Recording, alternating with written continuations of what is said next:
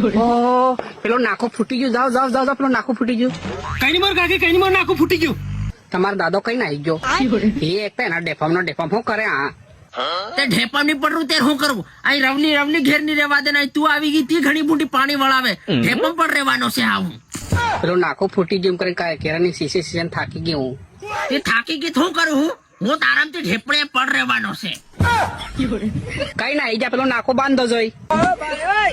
એ તારી બહુ ને ગાગર નથી કરે. પેલું પોરી વાળવા ગયું એમ તું અતની મત વાંચવે હો. તાર શું કરો આ ડેફામ ના ડેફામાં?